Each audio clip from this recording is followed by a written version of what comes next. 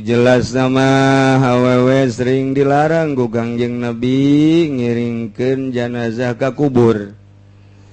Tidinyalah akhir nama jadi sababaraha madhab nurutkeun ceuk madhab urang mah madhab Syafi'i ulah awewe mah ulah ngiringkeun janazah ka kuburan ulah teteh makruh nage hampir makruh tahrim. Komun di zaman urang ayeuna mah lantaran boro-boro nu lain ustad nage lurak lirik bae. Atuh boro-boro ustad Habib nage lurak lirik bae. Otak geges ulah kurang iri. Orang magor, ini kan mengantarkan terakhir bapak-bapak saya, kok nggak boleh? Situ yang nggak boleh. Mun kurang dipasrahkan mau udah lu aja gua pada pulang dah lu nguburin dulu situ dah. Coba ge ka awewe udah situ lu yang macul lu yang duanya ge ceurik sorangan ge. Dititah ulah mangamu ku urang teh mun urang baralik titahnyana bae nguburkeun ceurik sareng emang senjata awewe itu adalah menangis. Senjata paling istimewa jitu jasa awewe mah.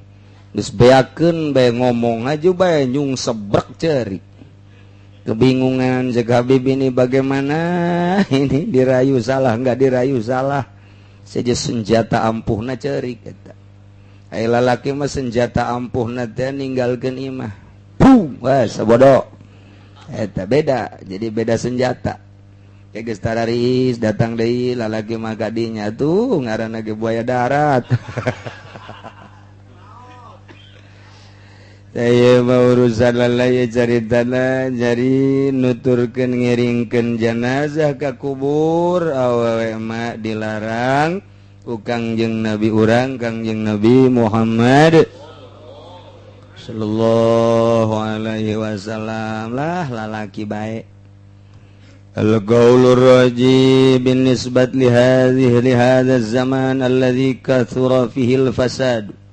Tawi kaul kang unggul kalawan dan nisbatkan kadua ikilah zaman kang akeh pihi ing dalam zaman opo karusakan wartafa'al hijabulan narima ilang opo aling-aling adam muttiba'il janaiz didinya wa adam jadi ittiba'ul janaiz ala nisa'i tulis di sisina wa hadza iskalun wa hadza iskalun la ala shawab ada muttiba'il janaiz pas gitu lan nisai jadi kaul roje dinisbatkeun ka zaman tahun 2012 mah anu loba pisan karusakan lantaran jelalatan mata-mata lalaki wartabal hijab awena geus teu make kerudung eta mah ada mutibail janaiz anal jalan iza ulah sok ngiringkeun janazah bagi awewe mah ulah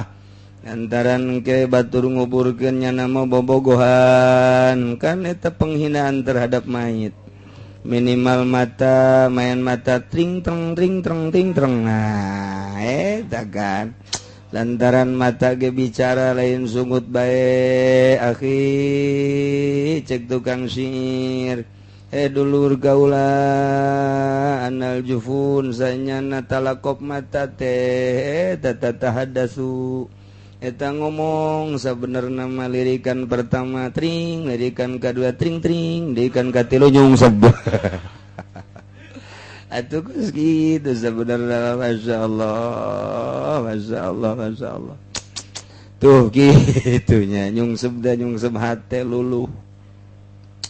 Kau mau jadi beres senyum, waduh, dunia ini milik kita berdua. Aduh, budak oplok jasa. Yang lain ngontrak semua. Geus teu beres da teh geus gitu. Akibatna atuh lamun kurang modal motor dijual, eta akibat main mata. Akibat main mata motor geus beak sepeda dijual, sepeda geus beak baju-baju dijual. Eueuh jualan deui aya ge kitab tafsir Munir jual bae.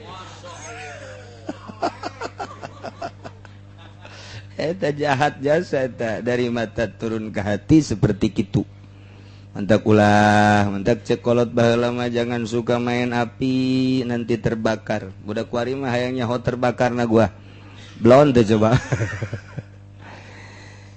wal musibatu ma bariha mauqi'uha minan nufus mulih balan utaya musibah iku aranana lubar-lubar opo tunibane musibah saking pirang-pirang awak-awakan muliman iku kang lara sedangkan musibah teu eureun-eureun terjadi ka awak eta teh panyakit nyeri wan nisa'u la sabra lahunna wala qudrata lahunna ala hamlil janaiz dan utai pirang-pirang wadon maiku arana nahan uji iku maujud gadoe nisa dan waranana kawasa iku maujud lahunna gadoe nisa ala hamlil janaiz ngatas nanggung ing pirang-pirang janazah sumartane ma'al khaufi sumartane wedi minta kasufi mahasinihinna saking narima kabuka pirang-pirang kecantikan nisa sedengkeun awewe mah teu tahan uji teu aya kawasa gana mawa janazah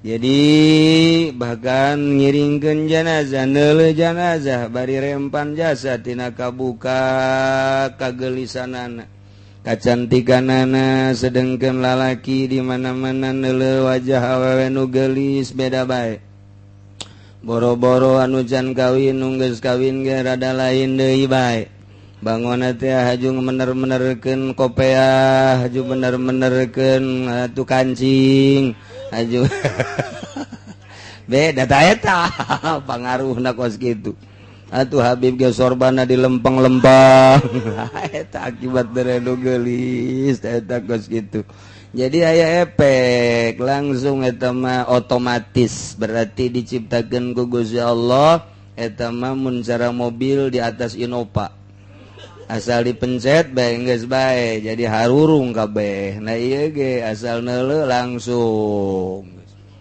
Masya Allah geus bahaya geus ulah lah geus suka nu ulah we geus awewe mah ulah sok kilu campur ga urusan kos kara itu di imah bae geus awewe mah walidzalan kena iki wala sabra lahuna qala rasul ngucap sabagang yang Rasulullah sallallahu alaihi wasallam liniswatin gade pirang-pirang wadon atsba'nal janazah kang ngiringkeun ieu niswa ing janazah ngucap-ngucap ing lafaz irjana ma'zuratin ghaira majuratin balik bae sira wadon ma'zuratin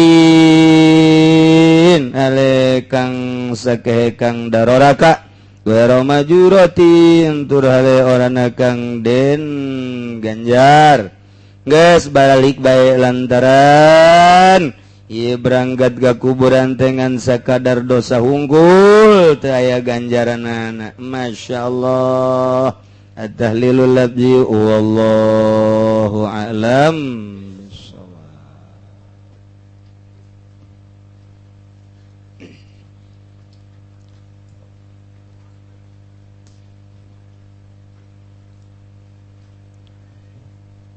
A'udzu billahi minasy syaithanir rajim. Bismillahirrahmanirrahim. Wa minhum aniku tetap setengah saking ashabul ahwal may yabqa fil hal dari wong kang tetap maning dalam hal ba'da tamakkunihi fis suhud dalam sausane kongange yang maning dalam suhud fayakunu kutuban fil ahwal maka ana yaman iku dadi kutubing dalam pirang-pirang hal kama tegeddama kaya barang kang wis narima dingin yama anil bistami saking Abu Yazid al-Bistami ila anna sahibal maqam mu'ahalun lil iqtida'i wal ihtida angin satu huda sahibal maqam iku kang den ahli akan gaduhe den anutilan nuduhaken wa ihlafi sahibil ahwal galawan perbedaan kang andueni pirang-pirang hal fala yuqtada bihi fi halis sakari maka ora den anu tiapa bihi kalawan sahibil ahwal ing dalam tingkah mabok sahibil ahwal wa qala mayan jahu ala yadaihi lan stitik sapa wong kang maedahakeun yaman ing atase tangane man atawa ing atase gagawasan li su'bati tarbiyatihi karena ngel atawa se narbiyah siman kahali abisata kahali abisata il khumar kaya tingkah ki abisata al khumar faqad hukiya maka teman-teman dan cerita kenapa satuhune ya ki abisata kana iku anaya abisata iku yu'allikul murida rasahu asfala ngagantungaken ya abisata ing murida ing sirahe murid ingkang asor warijlahi lan ing sikil rene ya murid fauqa ing dalam dukur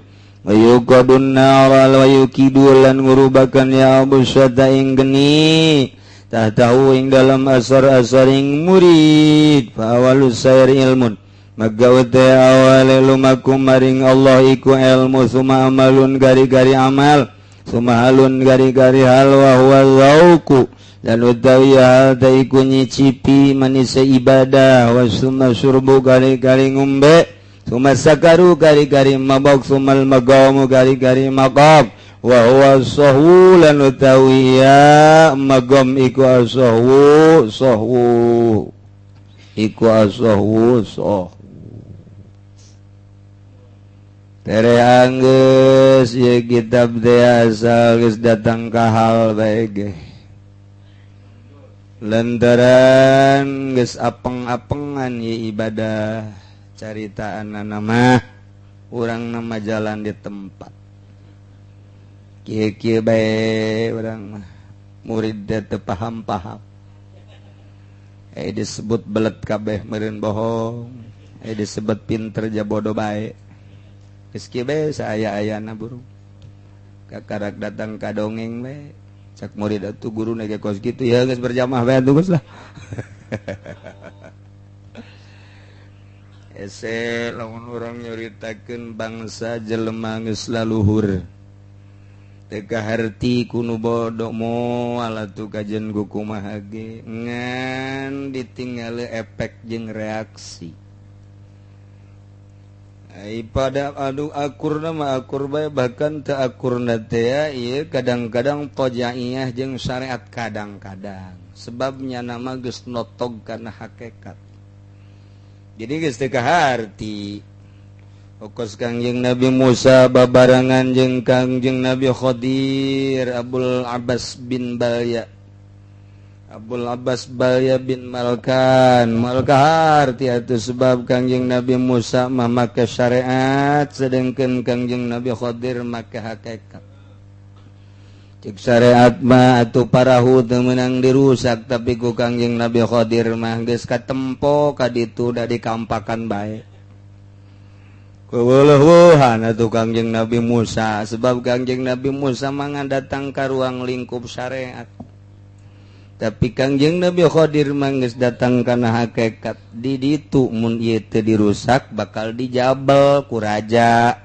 yang nyalametkeun ieu pemilik parahu kudu dibolongan sebab setiap parahu anu luis parahu anu cager parahu nu mulus bakal dijabel ku raja nah jang ngarunyaan kan pemilik parahu dijabel di supaya ulah dijabel dibolongan bae pante kaharti ku Kangjeng Nabi Musa ngarunyaan ka pemilik kudu dibolongan teu akur jeung syariat cek Kangjeng Nabi Musa ai karunya mah ulah dirusak ta eta mah pemikiran syariat datang ka dinya bae tapi Kangjeng Nabi Khadir mah lain datang ka dinya tuh deuleu di ujung tah kos kitu teh hese teh nyaritakeun kos kitu mah eta teh geus datang ka hakikat Kangjeng Nabi Khadir alaihis mal kaharti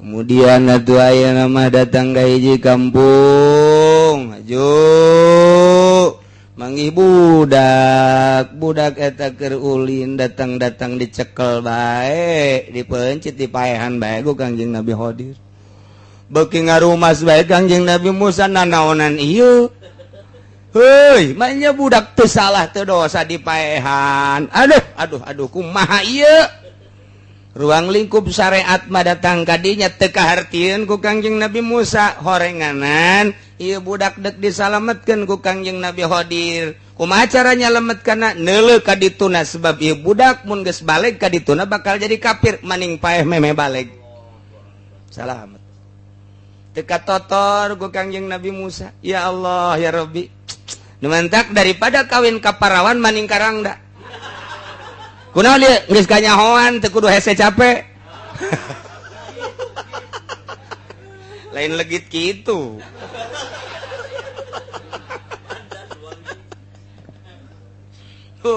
jadi geus katebak bae ti heula geus katebak nah naon dia katebak bae lantaran geus dibere neuleuh ku Gusti Allah kana hakikatna mun neuleuh hiji perkara teh cek oh ya geus teu kahartieun ku jelema eta Gusdur lalakonna loba nu teu kaharti ku urang kabeh ge salila hirupna barang geus maot pan ku urang geus dibahas tanda manusia diangkat jadi wali dijugjug ku jelema kubureunana wa yuzaru di ziarahan ku ari ribuan puluhan ribu jelema nu zarah ka Gusdur teu diasingkeun deui tanda eta adalah jelema nu dicintai ku Gusti Allah keur hirupna atuh kabeh ge boro-boro pamarentah kiaina sorangan du buta dituturkeun kabeh kalar itu bae kusabab lawan ruang lingkup urang teu nu salah kabeh ge kiai teu percaya ka Gusdur kana kaistimewaanna pantes lantaran kakarak datang ka dinya ruang lingkupna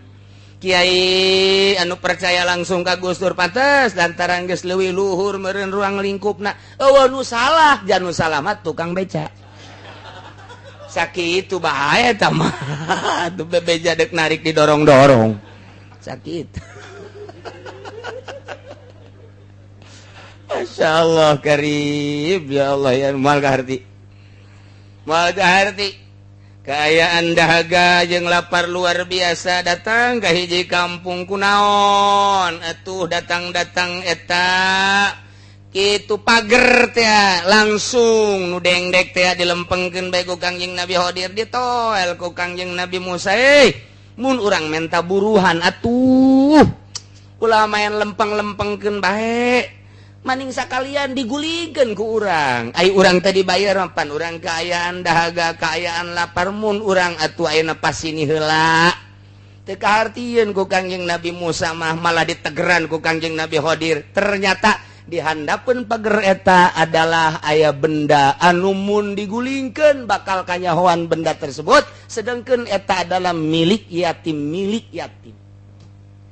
teu kahartieun moal kaharti atuh lantaran geus ditempokkeun kana hakikatna ieu nu halala dir di dieu teh hakikatna macan kanyahoan aya wujudna mah wujud manusia bae aya huluan aya leungeunnan pan aya hakikat manusia mah wallahu alam ja hakikat manusia mah pandatang ka jati diri ternyata meureunan mun urang ditempokeun ka hakikat nama ieu teh meureun aya nu mau aya nu gajah aya nu ora ya minimal buaya lah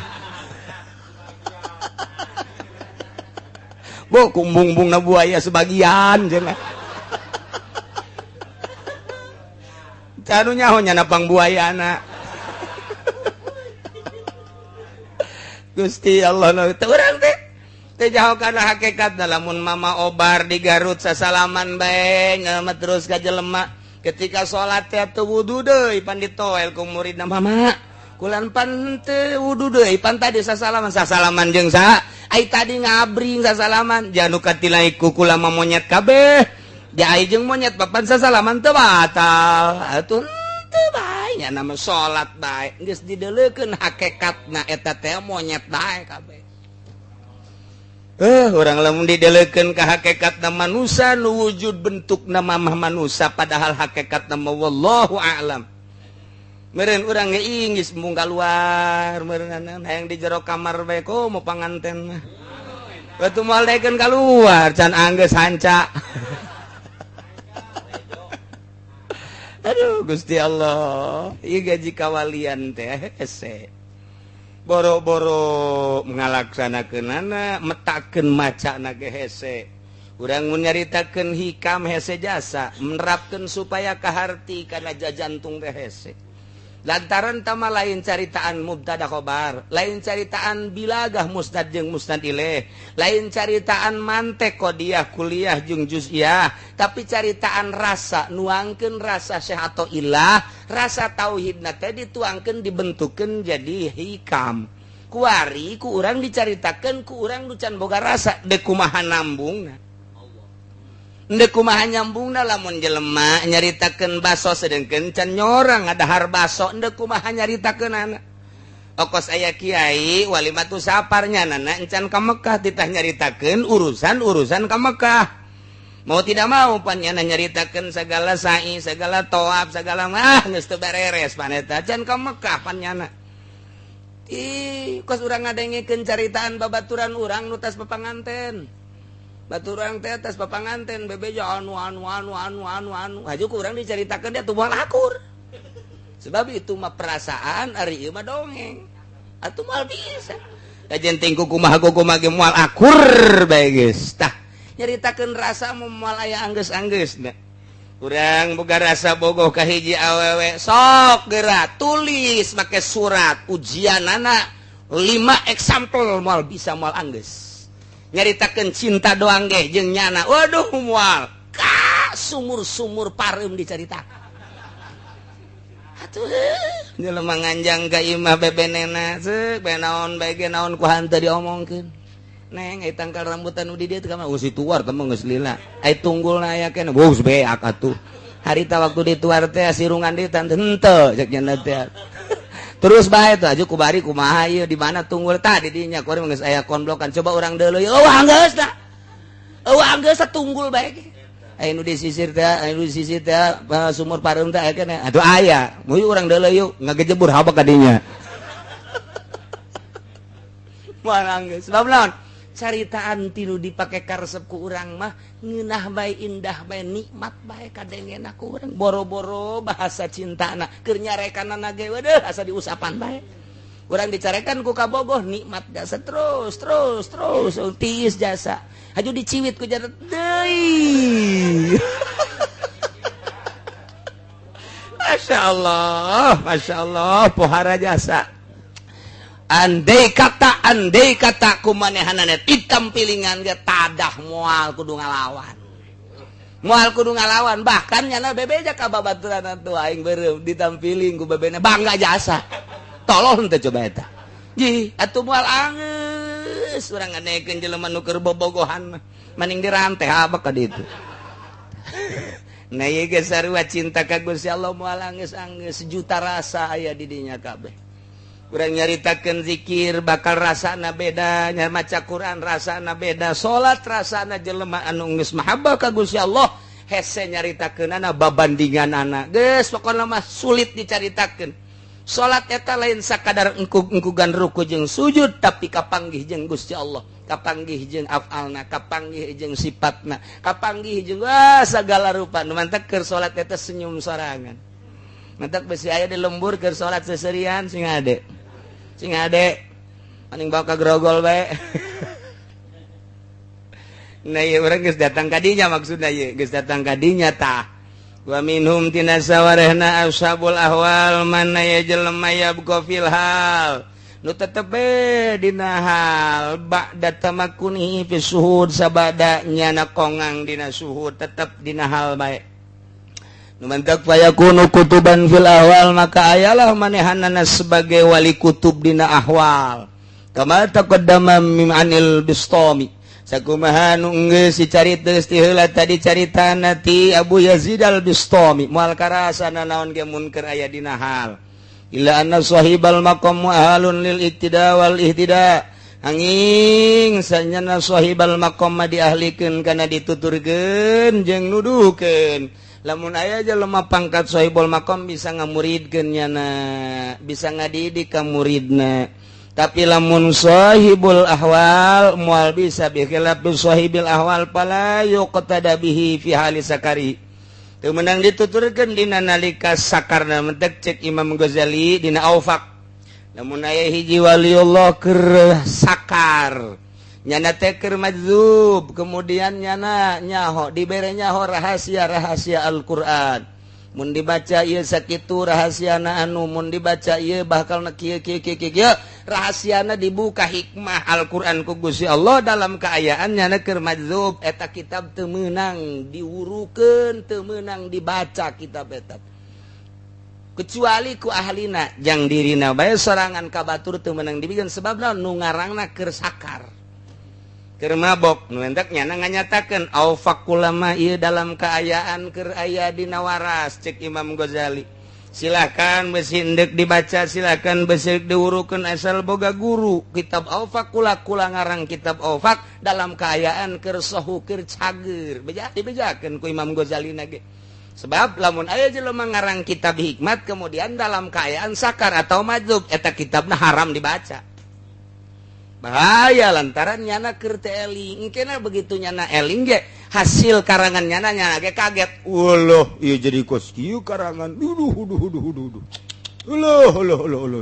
nyana sorangan kaget kok bisa jadi kieu tah waktu nyana keur ngarang keur dibukakeun diplongkeun rahasia-rahasia Al-Qur'anul Karim ngan nyana keur teu eling teu meunang dibaca ku untuk ayat kuari tafsir Imam Setuan Syekh Abdul Qadir Al-Jailani qaddasallahu sirrahul aziz eta anu ngarangkub adalah cucu nu ka 18 Syekh Fadil eta teh penuh hikmah tafsirna nyana ngajelaskeun kaula keur ngarang tafsir ieu dalam keadaan sehat lain dalam keadaan sakar sebab mun dalam keadaan sakar teu meunang dibaca ku teu meunang dibaca nah kitulah kaen lantak aya murad aya murid wali lamun wali murad eta lolobana soibul ahwal teu bisa ngamuridkeun teh mah sese teh nyaho di mana mimitina ngamuridkeun teh teu bisa tapi lamun mimiti mah awalna ieu naik ka dieu naik ka dieu naik ka dieu walaupun nyana engke katerapan ku hal mesti katerapan ku hal heula walaupun sajam setengah jam ayang ke halna tah atawa sapoe atawa sabulan wallahu alam ngan ke cager be sahibul maqam ieu bisa nyana bisa ngajelaskeun ka muridna di dieu heula sia di dieu karakter muridna ieu mah beda engke bakalna perjalananna si A jeung si B lantaran karakterna anu berbeda geus carana ge berbeda kuari watak urang ge aya anu resepna ka ngaji alat aya anu resepna teh ka ngaji fikih watak aya nu resepna teh ka ngaji tafsir aya nu resepna ka ngaji hadis eta karesep-karesep eta teh bawa ti ajal teh eta bawa ti azali eta mah teu bisa dirobah tah mah nu kos kitu pamere Gusti Allah Subhanahu wa taala tinggal ku urang ka diri urang aing resepna naon coba tafsir teu resep coba hadis teu resep coba alat teu resep coba fikih teu resep horeng karesep karesep tete lamun endek dididik bisa nek dididik teh bisa sanajan jawara watakna watak pembunuh bisa dididik wali mah ieu adalah politikus teh ieu teh sok politikan naon bae jadi sesuatu apapun selalu dipolitiki salah tah ngomong tah siapa teh nyawana naon sah atuh aing mah aing bae siapa sia mun kadege kuali politik kok dipolitiki atuh geus kumaha aing bae lah pokona mah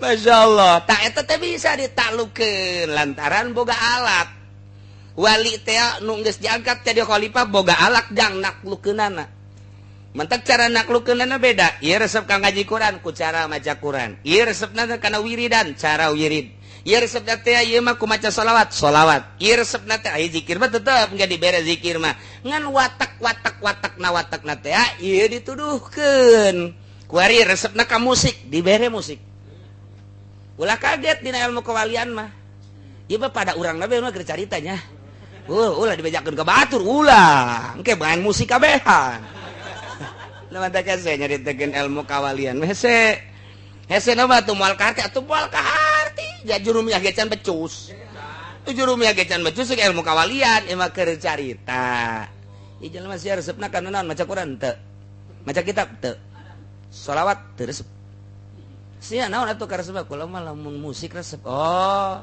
meuli sia resep gitar apa resep organ dua beli jualan habak sia organ iya nu teh Pancerek kieu nyawan we nang ti Habib aing. Habib kos kitu teh.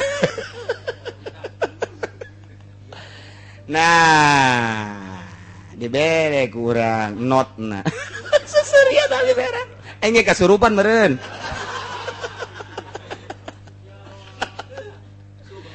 Jatilok biasa nama Habib. Nah iya dibere teh. Tapi lain jang hiburan. Ingat, awas. Dek dibilukeun ka Gusti Allah. Lantaran make Quran teu aya watak Quran. Make sholawat teu aya watak baca sholawat. Maca kitab Fathul Muin puyeng nu aya. Maca Bukhari, waunangan ka Haji Bukhari. Saya, wah ya musik. Guru wali mah kos kitu. Ayo musik sia. Musik. Naon sia anu nyanyi nu bisa? Nah, di balik kerudung.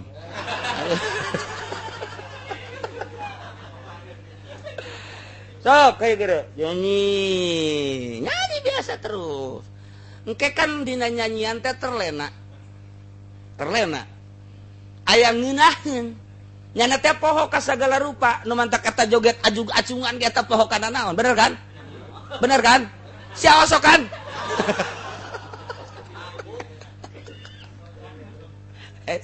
Jadi ilmu kawalian teh kos kitu. Tapi lain dek jang hiburan. Lamun jang hiburan jahanam bagianana. Jahanam bagianan. Ieu dek lawan dia dek ngabilukeun karesep dirina melalui musik. Ya sia. Engke terlena nyana tas saat terlena teh dibilukeun ka Gusti Allah. Kumaha carana? Atuh itu nu nyaho lain urang. Khalifah nu nyaho. Mun keur gitar. Di mana sia mimitina ya? Di A. Emang aya kitu A. Hah? Ayo jadi D. Apa aya D? Oh di G suara G ye. Haji Pudoli G ye. Jadi kudunya orang pelebah mana ya? Tok kira ngagitar. Ndek ngaritem, ndek ngabas silakan. Ji. Atau ilmu kawalian mah kos batak Gus Dur nyaho bae ge, musiknya ho. Main bolanya ho sagalanya ho. Lantaran aya jelema nu terlena ku main bola. Tongton Gus ya main bola. Tapi dek dibilukeun. Lain dek ditah nonton main bola hiburan lain. Dek dibilukeun ketika terlena. Oh ya. Teh keur fokusnya nangaranna. Bilukeun ka Allah. Bisa teu ngabilukeun anak? Teu bisa ulah. Sia bisa teu ngabilukeun anak? Bisa lantaran geus boga guru cara ngabilukeun anak kieu. Silakan. Tanu mantak ulah kaget lamun wali nyuling. Mantak sing ada tah. Tukang suling omaira mau bawa wali eta.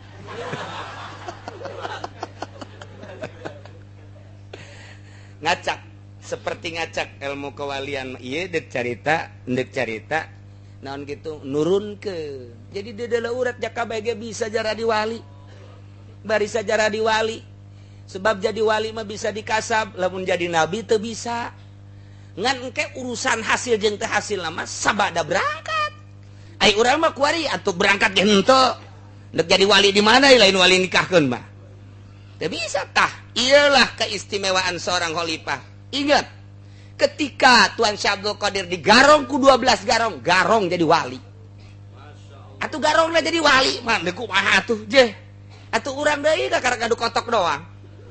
Itu mah garong pembunuh jara di wali. Nu mantak eueun naonan kakara kadu kotok mah pale kotok adukeun deui.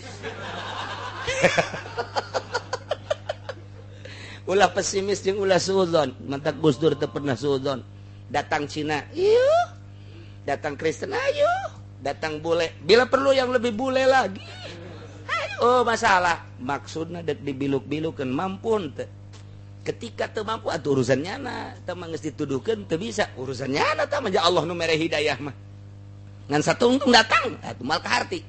Nu mantaknya datang ka jelema luhur mah macem-macem. Anu rapih pakaianana awewe datang. Anu kurang rapih datang, anu make rok mini datang, anu susuna mentol datang. Aduh, Cak Habib ini dia. Atuh lamun haju ngolembar, Cak Allah, kakaraknya dicoba kuno kos kitu saya geus ngolembar, dicarekan ku Gusti Allah. Ai urang meresepna kanu kituna sih, lain dek tutulungna. Ai wali mah dek nulungan, ieu teh gerak Allah, datang ka dieu makhluk Allah, datang ka aing makhluk Allah, ngagerakeun Allah. Lamun haju aing resep, aing dikutuk ku Gusti Allah. Geus ulah, paling tanyakeun nomor HP-na bae. Sing hade, lamun jelema geus asa didelekeun ku Gusti Allah, nu datang bakalna berbagai-bagai bermacam-macam. Bila perlu nu make sempak kan. Asal ulah asa saha bae geus. Maksudnya atuh aya usaha sama doris bae gitu. Geus baal kaharti. Loba lah kiai nu ngomong lah, cenah bantah mah datang lagi nu raradutan bae deuk kumaha ibadahna. Ulang urusan batur sia bae datang ka mana heulana. Riweuh amat atuh ngariweuhan batur. Buat teuing batur mah trekel geragag.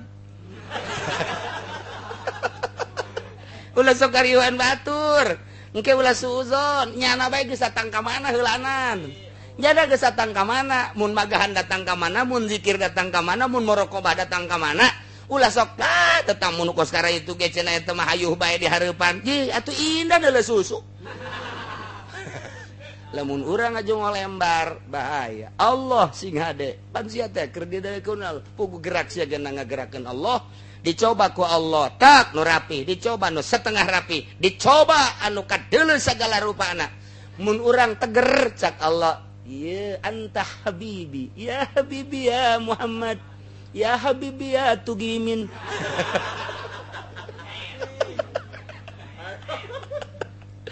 Ji atuh deuk disadikeun ya habibi anta khalili. Kakangjeng Nabi Ibrahim anta khalili, kakangjeng Nabi Muhammad anta habibi, sanggeus dicoba. Atuh urang ge sarua itu ka Nabi, ka urang ge sarua. Ya Habib Razak, anta habibi. Woi, cak Gusti Allah. Menang dua poe, ya Habib Razak, anta batal habibina. Aduh. Ji atuh tambah per detik, per menit, per jam, per hari selalu didelekeun ku Gusti Allah. Naik turunna pangkat jana teh selalu. Dicoba ku susah, dicoba ku sugih, dicoba ku gering, dicoba ku sehat, dicoba ku pemandangan-pemandangan. Ieu kabeh cobaan. Mata aing mere mata ka sia, lain nu sia mah hak pake doang, aing make aturan. Nu mana nu kudu dideuleu jeung nu mana nu teu kudu dideuleu. Nah kuari ku aing dikiriman ye, nu teu meunang dideuleu. Coba sia kuatan teu. Menurut pikir teu meunang teh dideuleu, ku aing dikiriman, kumaha pandangan hate sia. Can tepi urang mah kadinya. Mun can tepi geus bae kuari mah anta anak-anak. Ya atuh hese. Moal jadi luhur lamun teu dicoba ku Gusti Allah. Ipu Doli mah kagarak neuleu rambut ngeuliman. Waduh, ini mah sansil ini mah. Cak Gusti Allah batal je sia. Batal geus dicoret di Lauhil Mahfuzna. Kakarak neuleu ngagebay rambut doang ge. Waduh, ini mah sun silek. Wih, dikiriman deui. Dat we anu rapih nu bagus jasa kulitna mulus. Waduh, ieu mah capluk. Masya Allah. Hese. Hayang tetep istiqomah di hareupeun Allah. Sedangkan urang teu bisa kaluar ti Gusti Allah. Lamun sia ngaku aing pangeran, ibadah ka aing. Mun sia deuk maksiat teangan dunia nu lain buatan aing. Deuk nyilib ka mana urang? Ka Malaysia. Nyilib aing cenah deuk maksiat ka Malaysia. Je, cak Gusti Allah Malaysia nang nyeun aing. Lah aing mah cenah ka negro ge sarua. Lah cenah deuk ka Ethiopia be jaharideung meureun lain buatan Allah nang aing. Lah cenah deuk ka Gunung Karang be ka Sumur Tujuh eta deui. Deuk ka mana sia lumpat? Hayo.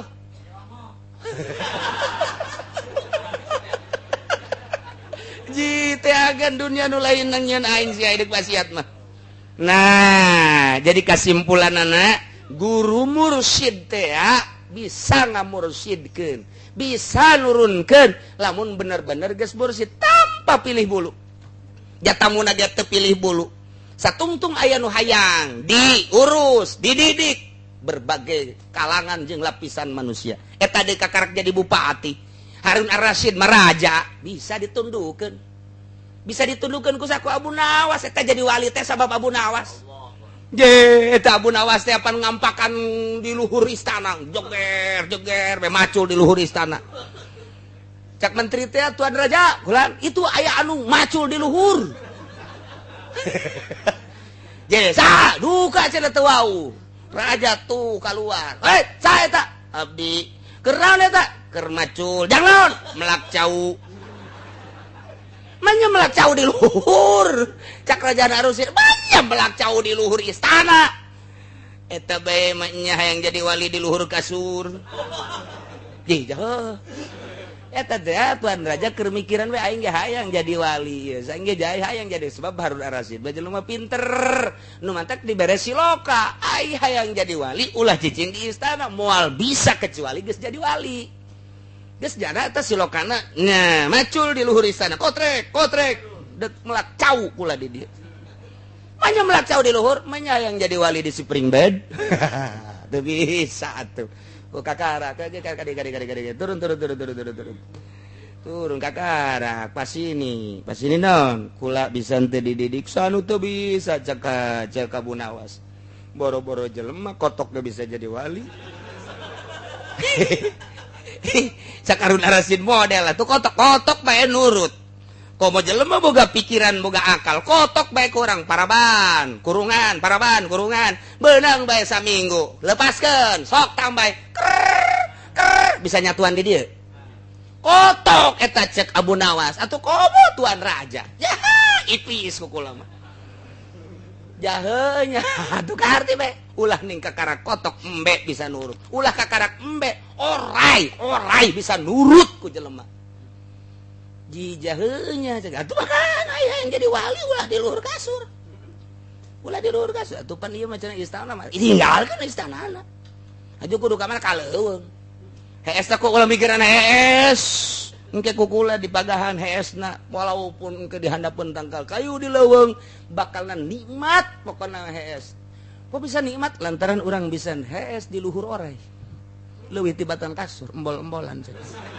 ji atau kayak di dahar masalah sekira di lahar asal di jero beteungna urang bisa zikir bener gitu cek Raja Harun Ar-Rasyid geus kula ndek tinggalkeun ke kerajaan tuh ramun Raja Harun Ar-Rasyid bae raja bisa jadi wali atuh komo urang cenah ieu geus geridit piceun habek beulem masyaallah nah ieu lah moal kaharti didikan entak dididikna jelema aya anu lempang maneh yang mana lempang ulah mawa duit ulah make sendal lempang ti dieu ka Jawa Timur balik deui ka dieu nu dimaksud naon eta teh aya nafsuan di dinya nu moal leuwit lamun teu lempang sia mah tah empang bae tah kedukan ku sia empang kedukan ke asal dikeduk urukeun deui keduk deui urug deui keduk deui pan dieu gohor eta mah lain empang-empang teh nafsu sia nu endek dileungitkeun ta eta teh teu nyaho urang mah hiwal ti khalifah anu nyaho masyaallah sia pan eureun nyuling suling deui sia nyuling ai deui terus deui ulah eureun ai terus nyuling datang ka terlena datang ke pasrah ngadaengkeun suara suling teh terlena teu inget ka dunya teu inget ka akhirat teu inget ngan saukur suara suling doang anu kunyana direka-reka make not anu sesuai jeung aturanana nyana terlena poho ketika poho eta lah diintip ku guru khalifah tak ku guru mursyid aret bilukeun ka Gusti Allah gitu lamun keur ngagitar bisa teu pada zikir teu bisa haram ngaji sebab eta alatul lahwi ketika orang ngagitar ingat ke Allah la ilaha illallah kontreng tapi lain ukuran syariat jeung teu salilana ketika geus teng ka Gusti Allah dipikeun teh alatul lahwi mah ieu mah ngan ngabilukeun doang nu nyaho hanya jelema nu geus diangkat ku Gusti Allah cenah kok kitu ngadidikna Kangjeng Nabi Musa jeung Kangjeng Nabi Khadir ge teu kaharti kos kitulah ilmu kawalian nu mentek lamun encan aya guruna anu bener-bener diangkat jadi khalifah ulah ngaguru torekat mah ulah ngaguru bantut dina torekat mah neraka bantut dina swarga paling gede hitut lamun urang meulem huy bantut paling dut lamun endog terab endog bantut atuh terab tapi torekat bantut bahaya. Lawan coba rasa jadi wali na aya engke ka jelema mambung sasalaman asal luhur bae tuju kanana geus kitu bae padahal boro-boro jadi wali nya teh atah bantut ngaranna. Engke kanyahoanna reaksina naon di masyarakat. Cinta henteu malah benci jelema teh. Beda. Kajenting salah kadeleuna tapi nyana deket ke Allah malah nu wani nyalahkeun. Sebab lawan di jerona pasti bener.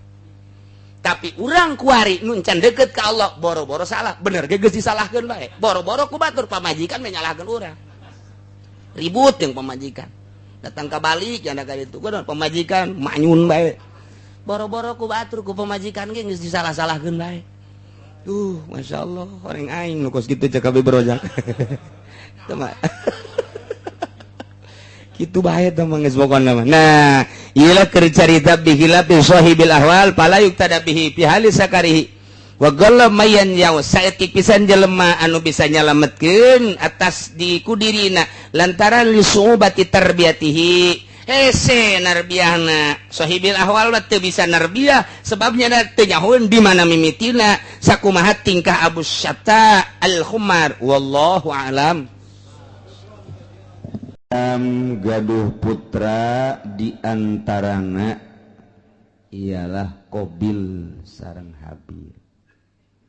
Kangjeng Nabi Adam seluruhna gaduh putrana adalah tis'atun wa salasuna 39. Boga anakna 39 Kangjeng Nabi Adam. Dunia sakil legana dieusian ku 39. Sedangkan ablag-ablagan sepi meureun dunia kakarak Kangjeng Nabi Adam Siti Hawa haju anaka ngan ari Qabil mah Qabil eta cak sariwayat mah lahirna di sorga ari Habil mah lahirna di dunia di dia di bumi. Cak sariwayat Qabil mah Qabil eta kelahiran sorganya nama tah Qabil ari Habil mah kelahiran bumi. Supaya rada cepet Gusti Allah teh ngalobakeun makhluk maka ngalahirna ieu Siti Hawa sakali lahir sajodo dua lalaki awewe lalaki awewe kitu bae tah sajodo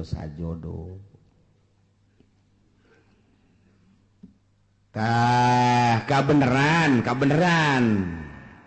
Qabil mah ngajodokna ieu jeung hiji awewe nu ngaran Iqlima gelis. Ai Habil sajodona jeung Labuda rada kurang gelis. Modal berbes lah gitu. Rada kurang gelis. Sedangkan instruksi ti Gusti Allah kawin teh silang. Disilang kawina lamun tadi Qabil ngadulurna ieu adalah jeung Iklima tah si Iklima anak kudu kawina jeung Habil anu tadi kaluarna ngajodokna teh jeung Labuda tah Labuda kawina teh jeung Qabil jadi disilang-silang. Anu pertama lalaki awewe nu kadua lalaki awewe tah lalaki nu kadua kawin ka awewe nu pertama lalaki nu pertama kawin ka awewe nu kadua kitu bae tah silang ulah dikawin kuno babarengan jeung ngalahirna harita jadi teu meunang bareng jeung kembaranana etalah hukum di zaman Kangjeng Nabi Adam alaihis kawin dipersilakeun geus aya instruksi kawin cuman instruksi hukumna kudu disilang teu meunang jeung kembaranana eta hukum mulai tadi dijatah lantaran begitu diinstruksikeun kawin umur kakarak 20 tahunan kabeh ge. Instruksi ti Gusti Allah kawin seperti eta, sak ti Qabil kakakna ngeunah bae sia Habil dikawinkeun ka kembaran aing geulis ka papan aing nasib aing. Kawin ka kembaran sia ieu. Dideuleu atuh kulit Ya Brebes lah. Cak kurang Brebes, emang ulu geulis gitu di Brebes. Tah eta kos kitu tah. Jadi kurang naon gitu amperna kurang naik mobil. Jol we iblis datang ka jero hatena mulai ta iblis. Iblis ge pan diusir di sorga leuwih ti heula pan iblis. Wah ini cak iblis bakalan gua. Asup ka jero hatena, Bil. Siapa pan kelahiran sorga sarua jeung aing. Mulia urang atuh. Habil onam kelahiran bumi India. Urang mah lain deui mulia tuh. Nu mulia ulah sok kawin ka nu jore. Penghinaan engke nu timbul. Tetep mulia mah kudu ka nu geulis bae. Mun kawin ka nu jore mana teuing engke jelema jeung ka dituna anak incu. Oh, kobil mah kawinna ka nu jore. Tah eta kan isin tah Bil. Cak juri. Ya pugu cak jalan teh atuh. Pugu embung ieu ge. Eta mah abah ngomong, cenah hukum ti Allah eta bohong sebenarnya mah. Eta bohong eta eueuh ti dituna eta mah kabisa abah bae abah teh deudeuheun ka Ki Habil ka adisian nu mentak dikawinkeun kudu ka kembaran sia nu geulis ai sia nu kakakna nu kelahiran di ditu kudu kawin ka adina Habil eta teh lain ti Gusti Allah kajeun kumaha ge bibisaanan bapa sia Adam ngaranna instruksi ka ditu. Demo apa kan itu? Kamari kan demo ke Jakarta. Demo. Pugu ye ge cak Kobil teh. Aing tetep bae embung kajian ku kumaha ge. Embung bae. Beja ka abahna. Bah. Naon Kobil? Ubah abah bae. Ieu nu bener ieu utar atur nikah ieu. Ari kitu. Instruksi itu Gusti Allah asal teu adil ye kos kieu ieu. Manya aikula dikawinkeun kanu kurang geulis ari Habil dikawinkeun kanu geulis. Ta ieu teh akur kos kieu teh lain ti Gusti Allah kajeun ku kumaha ge. Kadengen ku Habil. Cek Habil teh Qabil ulah kitu aing mah ja ande kata aing titah kawin kanu jore aing mah daek bae. Namun bener-bener ieu instruksi ti Gusti Allah aing mah geus kumaha Allah bae lantaran dia moal kembali hidup di dunia. Engke ge urang bakal balikna ka Allah. Darah sia. Ngomong sangeunahna bae, geus baing we, ieu mah bohong ieu, lain ti Allah ieu kajen ku kumaha. Lain ti Allah ieu mah kajen ti Abah ieu mah. Memang Abah bangka warah ya. Mulai tah, eta lamun sok nyerekan Abah teh eta mimitina tah tidinya. Tidinya tah. Di Cikubaya duaan tah sok nyerekan Abah tah. Ieu. Masya Allah. Mulai tidinya, cak Kangjeng Nabi Adam ita amarallahu Allah marintah ayuzawija Qabila labuda ukhtabil wa yuzawija Habil yaqlima ta eta teh instruksi ti Gusti Allah cak Kangjeng Nabi Adam anjeun Qabil kudu kawin ka labuda dulur Habil kudu kawin ka dulur itu Qabil ngaran iklim instruksi Allah teh bisa cak Qabil kajian ku kumaha kula mah embung kajian ku kumaha tetep kula mah sakali embung sebab ieu kula mah teu percaya bahwa ieu teh hukum ti Gusti Allah teu percaya mulai kakarak aya sakituan ge hukum Allah geus ditentang cek urang mah tuh kakarak tarurun di sorga pan mah tah saeutikan keneh jelema teh atuh mantak naon narurut ka Kangjeng Nabi Adam henteu tanggeus mulai henteu nurut ya Allah terus bae iblis tadaikeun leupas ti Qabil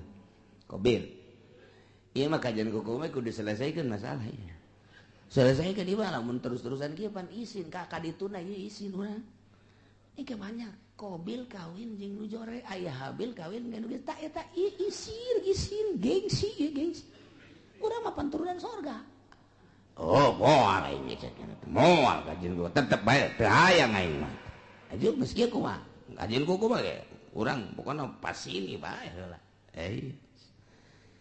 tah tidinya Qabil mikir pas ini unggal poe sakumaha ucing jeung anjing asal kapangi wong kaki Qabil teh kaki Habil teh tuntutanana Qabil luar biasa lobana. Qabil mah kakakna Habil adina. Habil mah nurut bae aing lah kumaha bae sabodo Allah nu penting mah urang mah ibadah nuturkeun aturan Gusti Allah Subhanahu wa ta'ala. Lantaran terus-terusan memuncak permasalahan teh tah kuari mah diinstruksikeun kieu ayeuna mah kieu bae atuh nyieun korban lamun memang bener-bener ieu teh kitu menang ti Gusti Allah maka engke aya tandana.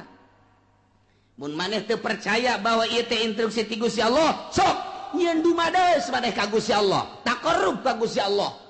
Sapopoe teh sapopoe maneh mah ieu Qabil cak Kanjeng Nabi Adam teh kunaon teu inget kanu nyieunna ieu tuturkeun Gusti Allah ibadah ka Gusti Allah moal kebal hirup di dunia tuh deuleu Qabil tuh Habil mah nurut jasa adina kabeneran nurut kakana kurang nurut datang ke kuari teh kakak sok rada kurang nurut teh heran orang-orang ati dituda eta ya Allah eta kos kitu yes nyieun korban kuari mah nyieun korban naon nu dikorbankeun ku maneh Qabil ulama supaya Gusti Allah narima ka kula deuk korban lantaran kula mah petani hasil tani bae ayo geura kumpulkeun maneh Habil naon kula mah lantaran pangangon embe kibas kula mah cirina naon cak Qabil ieu bahwa korban ditarima ku Gusti Allah jeung teu ditarimana engke cak Kangjeng Nabi Adam lamun ditarima bakal turun langsung ti langit seuneu set engke ngalahap anu ditarima mun anu maneh Qabil ditarima bea engke garing dihakan seuneu dilentab seuneu lamun nu ieu anu ditarima nu kono Habil nu embe beak seuneu kitu bae oke cek nyana jadi geus ya dikumpulkeun ku nyana harta-harta hasil tatanian nu dikumpulkeunana hasil tani mun pare nu pangjore nu dikorbankeun teh lamun gandrung anu geus pangjorena korma anu pangjorena dihiji-hijikeun bangsa anu bakukulna eta dikorbankeun ari nu bararagusna mah ieu dipake ka hook kunyana jang ditumpuk-tumpuk harta njore ari ka Habil mah begitu dikorban teh wow neangan umbe nu puang gedena jeung nu puang bagusna dipandian kunyana ieu nu jang Gusti Allah mah ieu korban ka Gusti Allah entakan nu puang gedena puang bagusna puang lintuhna jadi beda karakterna ai Qabil mah kos urang Cikupa nu pangjorena bae ai Habil mah kos urang Cilongok nu pang bagusna bae sia cek urang Cikupa tah eta kos kitu kayana teden bek teu kebal langsung turun seuneu tet neong itu turun seuneu cak Qabil pasti nu aing nu dilentab ka jeung ku komal ge pasti nu aing mun aing nu dilentab berarti aing kawin jeung nu gelis mun aing kitu dilentab berarti ieu teu beres urusan ieu turun seuneu ka dieu ka ditu aing nu dilentab embe plek seret bawa ka luhur teh aya tinggal ieu bae korban Qabil hasil tatangin hasil tani nu jarore teh teu dilentab ku seuneu tuh cak Kangjeng Nabi Adam nu ditarima nu mana nu ditarima nu mana tah cicing bae Qabil teh gas ulah loba omong cak Qabil teh abah kuari cenah rencana ka Mekah mah eger ka Mekah ka ditu atuh eta ka anak ka kolot kos kitu eta eger ka Mekah mah isi rek naon tuh di dieu mana naon kula mah padahal boga rencana abah ka Mekah adi dibunuh sia ku aing jadi aya abah aya keneh mah embungeun nya ge rada kagokeun kira ka Mekah ditungguan nya nungguan abah na ka Mekah tah sekian bulan berangkat Kangjeng Nabi Adam ieu adalah ka Mekah Qabil tenang geus eueuh sasaha ngan jeung Habil doang berikut dulur-dulurna. Jadinya lah mulai nyana dendam kesumat hasud anu luar biasa di jero hatena hayang ngabunuh Habil. Ieu lah cerita eta dicaritakeun ku Gusti Allah, dibejakeun ka Kangjeng Nabi urang Kangjeng Nabi Muhammad sallallahu alaihi wasallam. Naon ieu nu matak dibejakeun tah kamari Yahudi, kamari musyrikin, munafik teu percaya ka Kangjeng Nabi. Ulah kaget Muhammad, munafik teu iman ka anjeun, musyrikin musuhan ka anjeun, kafirin musuhan ka anjeun. Cikene nu kamari dicaritakeun teh musuhan ka anjeun. Horenganan baheula ge takarak ge turun ti sorga ka dunya. Ieu anak incu Kangjeng Nabi Adam, anakna sorangan Qabil geus boleh teu percaya ka Kangjeng Nabi Adam, geus teu iman ka Gusti Allah, malah ngabunuh adina nu ngaran Habil. Dicaritakeun ka Kangjeng Nabi, abeh Kangjeng Nabi ieu tenang tentrem adem, sebab lamun teu nurut jelema ka Kangjeng, kemudian Kangjeng Nabi na teu dihibur, manusiawi kan Kangjeng Nabi. Sifat kemanusiaan apaan aing teu diturut, aing kitu mah aya dongeng-dongengna. Tah, Kangjeng Nabi Isa ge teu diturut, jah heueuh. Tuh, Kangjeng Nabi Adam ge teu diturut, jah heueuh atuh kong aing abeh kitu. Entek tenang Kangjeng. Nah ieu lah didongengkeun ku Gusti Allah melalui ayat watslu, bacakeun ku anjeun ya Muhammad, wahai Muhammad alaihim atas kaum anjeun. Baheula dibacakeun ku Kangjeng di Madinah, terus disampai-sampaikeun ku sahabat, disampaikeun ku tabiin, disampaikeun ku atbat tabiin, ku ari poe Minggu disampaikeun ku ari ku urang kadeng eta dongeng eta teh ta ieu ayatna. Bacakeun Muhammad ka kaum anjeun. Naon naba'ab ni Adam, berita anak dua Kangjeng Nabi Adam alaihis nu ngaran Habil jeung Qabil, caritakeun bil haqi kalawan sabener-benerna. Il qurba qurbanan, waktu Qabil jeung Habil ieu diperintah dumadeheus ka Gusti Allah nyieun kadeheus nyieun takrub melalui kurban ilallahi ka Gusti Allah nu dilaksanakeun ku Habil makibas, Qabil mah hasil tani yakni zar'un. Patukubila min ahadihima, ditarimana ti salah sahijina hungkul nyata nu ditarima nu Habil. Ari nu Qabil mah teu ditarima, walam yutaqabbal minal akhar. Kasimpulanana korban Habil mah diterima, cirina dilahap seuneu, Qabil mah teu ditarima. Cirina aya bae didinya terobah-robah. Tidinya lah mulai Qabil bendu ka Habil, nyimpen di jero hatena hasud anu luar biasa, nungguan Kangjeng Nabi Adam munggah haji. Teu Kangjeng Nabi Adam munggah haji, ngaharep Qabil ka Habil. Abah geus eueuh, emak geus eueuh, tinggal nyana bae. Habil, aya naon ka dieu? Naon cak Qabil la aqqa tulan bang aing bakal ngabunuh sia, bunuh sia ku aing. Cak Habil qala 5 kok main bunuh-bunuh bae, emang aya naon? Mana kurban mana mah ditarima kurban aing henteu ki atuh teh urusan Gusti Allah tah mah. Cak Habil teh innama yataqabbalullahu minal muttaqin, nu ditarima teh jelema anu sieun ka Gusti Allah, mukmin muttaqin ditarima, ieu teu ditarima teh mah tuh urusanna kurang takwa berarti teh mah ulah ngabunuh kula ka Gusti Allah kan teu bisa. Gara-gara sia aing bogoh mah boluh sia ku aing, geus bebeneran ditutur-tutur bae, geus diagag-agag bae, geus dikieu-kieu bae leungeun.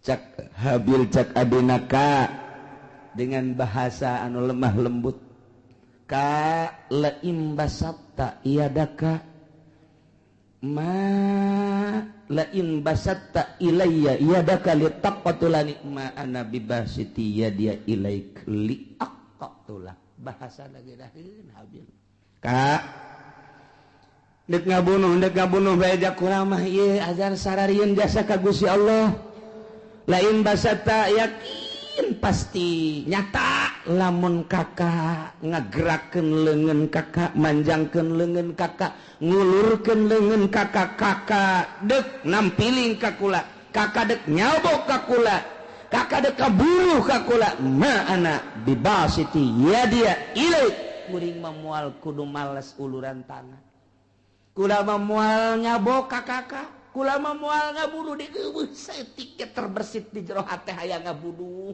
eueuh saeutik hayang males kakak ngabunuh kula mah dek cicing bae kakak nampilih kula mah cicing bae kakak dek jawab kula mah cicing bae pokona mah kula memual ngabunuh sama sekali silakan kumaha kakak bae lantaran ini akhafullah rabbal alamin sieun jasa ka Allah eta habil mah bahasana anu luar biasa inni uridu an tabu'a bi ismi wa ismik fatakuna min ashabin nar cak habil teh asanyana kaula teh ieu adalah sieun jasa ka Gusti Allah lamun sampekeun ka kakak ngabunuh ka kula atuh meureunanan seakan sing kuring teh kula teh ieu berharap kakak teh ke bakal balik ke akhirat teh mawa dosa kula jeung dosa kakak sorangan memeh ngabunuh kula ge kakak geus loba jasa dosana ditambah jeung dosa ngabunuh ka kula duanana dibawa ku kakak engke kakak di akhirat fatakuna min ashabin nar atuh engke bakal jadi ahli neraka ta ieu bahasana luar biasa aya bahasa inni uridu an tabu'a sanyana kaula ngarepkeun kana yen babalik berarti boga harepan lain boga harepan lantaran eueuh maksud males ngabunuh seakan kos nu mengharap nyana teh dibunuh lain mengharap dibunuh urusan dibunuh mah mangga kumaha kakak ngan kula henteu ngamaksud dek ngabunuh lantaran cak Kangjeng Nabi ge al-qatil wal maqtul finnar jelema nu ngabunuh jeung nu dibunuh sarua pada asup ka neraka lamun anu dibunuhna boga niatan hayang ngabunuh mantak cak Kangjeng Nabi teh al-qatil wal maqtul finnar nu ngabunuh jeung nu dibunuh asup ka neraka cak sahabat Gusti Rasul aya nu ngabunuh mah kaharti ka neraka aya nu dibunuh panu dibunuh ge nyana teh lamun imkan mah hayang ngabunuh oh jaheuh nya nyana ge ngan eleh bae gelutna lantaran eleh kabunuh jangan lagi hayang ngabunuh hayang males eta dumadak al-qatil wa maqtul pindah habil mah eueuh maksud ngabunuh kulantaran eueuh maksud ngabunuh dengan bahasa anu lemas disebutna al-kalamul jami'ul mani mun cek ahli dilagah mah nu mantak bahasana inni uridu an tabu'a bi ismi wa ismika fatakuna min ashabin nar geus pihartieunana aduh kakak lamun kakak sampai ka ngabunuh ka kula jakula mah moal ngalawan teu hayang ngabunuh deui ka kakak atuh engke berarti kakak teh mun balik ka ditu teh mawa dosa dua dosa kakak memeh ngabunuh jeung dosa kula atuh engke di akhirat meureun pinuh ku dosa mangga sakumaha kakak bae kula mangan sakadarana nasehatan doang siang ngomong ke situ balangan nasehatan sakadarana wah ini teu bisa diomong ku kumaha masya Allah. Tah gitulah akhirnya kumaha dah langsung ditikem sanggeus sadikit tikem bingung aing ngabunuhna kumaha ieu can aya pembunuhan pan harita can aya pembunuhan cara ngabunuh ngaleungitkeun nyawa artina ieu ku sabab dikumahakeun lah bingung dijotos beusi teu bae digebug beusi teu bae dikumahakeun ieu dikumahakeun bingung nyana mikiran ngabunuh ge bingung lantaran can pernah aya nu ngabunuh pan harita mah manusia pertama nyana eta anak Kangjeng Nabi Adam anu ngamimitian dek ngabunuh datang ka ngabunuh ge bingung kumaha carana ngalamun bae habil geus aya bae di sisi dicekelan bae kieu dek dibunuhkeun bingung cara ngabunuhna kumaha cara ngabunuhna sok iblis asup deui ka jero hateun aya sia bodoh-bodoh teh atuh ngabunuh bae heseuna mah cak iblis ya aduh itu kumaha aja can orang anu dibunuh Japan ieu manusia kakara ge urang doang ngomong aja di jero hate jeung iblis ya kadeulekeun ya deulekeun ya cat bae iblis teh keluar nu hiji tek Darep rupanya jeung iblis itu saja gelut dia bareng gelut nu hiji dicekel tek dikahadapkeun terus jokot batu digebukeun blek kana huluna oh tak kitu ngabunuh mata jadi dicontohan ku sakadang iblis Masya Allah tuh gitulah Qabil teh oh jahe babarinya eta iblis nu hiji pae kakana pae geus pae nah Habil ku aing geus bisa sebab aing geus kuliah aing kuliah ngabunuh aing geus disaha kuliah ngabunuh nangis aya dosen iblis langsung bae nurutan iblis jadi diperagakeun ku iblis cara ngabunuhna mantak cekel tujahkeun langsung liak nyokot batu nu gede diangkat ku Qabil gejretkeun kana huluna gua jret gitu Masya Allah